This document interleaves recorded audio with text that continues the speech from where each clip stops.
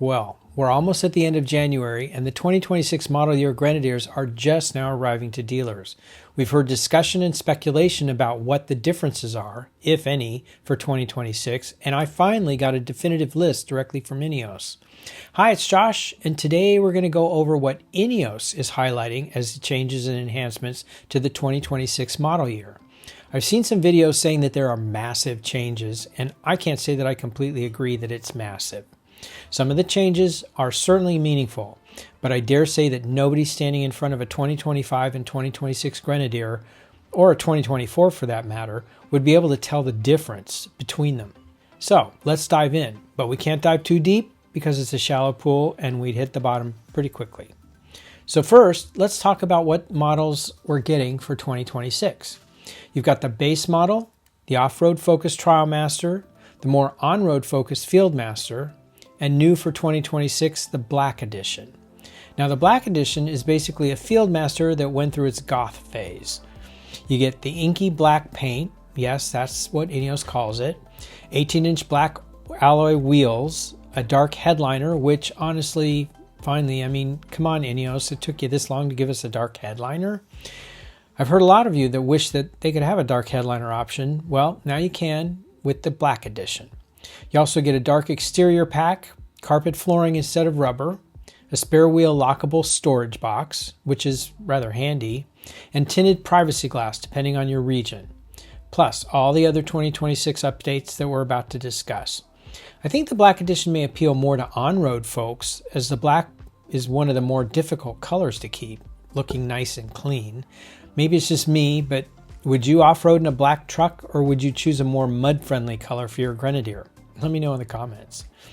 Now, let's get into the actual changes for 2026, and I'll be honest with you, some of these are more meaningful than others. ADAS 2 upgrades.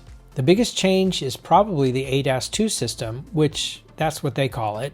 The lane assist now actually does something beyond just beeping at you. Previously, you had the lane departure warning that would just chime and tell you, hey, you're drifting, but now it actually applies the brakes to help keep you in the lane. Note that I said brakes, not steering. The Grenadier isn't going to turn the wheel for you like some of the other vehicles with this feature. It's using selective braking to nudge you back to where you belong. Not sure if I would like that or would be annoyed by it, but they've also added emergency braking for pedestrians and cyclists. This relies on the camera up in your windshield to spot people on bikes and hopefully stop before you hit them. I mean, that's a good thing, right?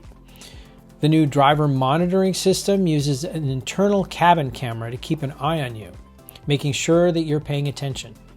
INEOS hasn't published much detail on this yet, so I'm reserving judgment until I actually get to experience it. But I have to say that the idea of my truck watching me is a little, well, we'll just see how intrusive it feels. And if it is monitoring your attention or just attentiveness, I can only assume that it will suggest taking a break, similar to the driver drowsiness detection that already exists in earlier models. I don't think it'll be sophisticated enough to tell you to keep your hands on the wheel or note that you aren't paying attention to the road, but ADAS features are getting smarter and smarter. Steering box upgrade.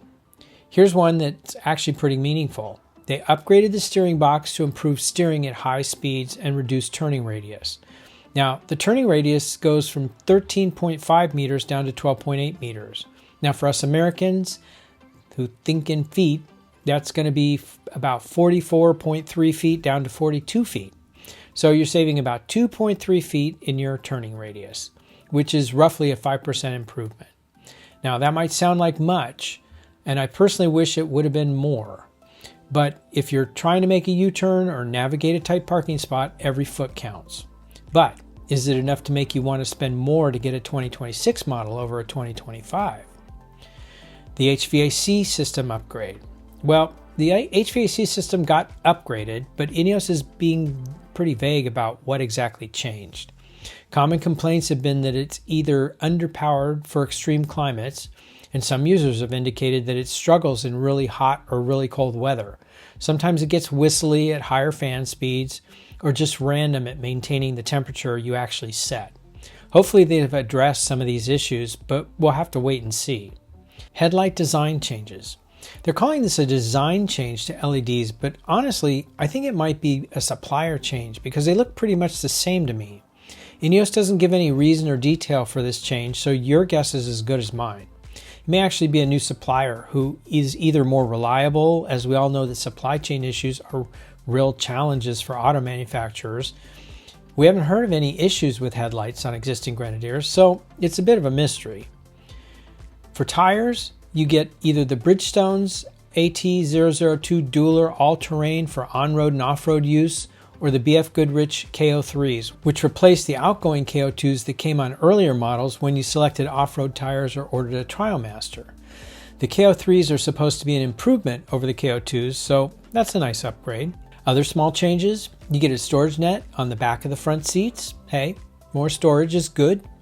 And the compass is now standard across all models. It used to be standard on the Fieldmaster and TrialMaster, but now even the base model gets it. Though I wish they had a clock option, as I'd prefer to see a large analog clock like I used to have in my old Land Rovers, but maybe that's just me. Speaking of the compass, here's something funny. When I'm home, mine says that I'm 115 feet below sea level, which is definitely not accurate unless my driveway is turned into a submarine. My dealer confirmed more than a year ago that the head unit needs a software update, but apparently it's remained a low priority. I don't know if this will be any different in the 2026 models, so if you've got a Grenadier, take a look at your compass and let me know in the comments if you've noticed anything strange with the altitude reading. Now, the interesting one, the rear view mirror. They've added an auto-dimming rear view mirror. On one hand, that's nice, and on the other hand, they might create some complications for those of you thinking about swapping it out for something like a Wolfbox rear view mirror camera. That auto-dimming mirror is going to have 12-volt power coming to it, and the Wolfbox typically needs 5 volts, so you need a converter to use that power. But here's the bigger issue. If you use that power source, the Wolfbox 24/7 security monitoring feature won't work because the auto-dimming mirror powers off when the car gets turned off.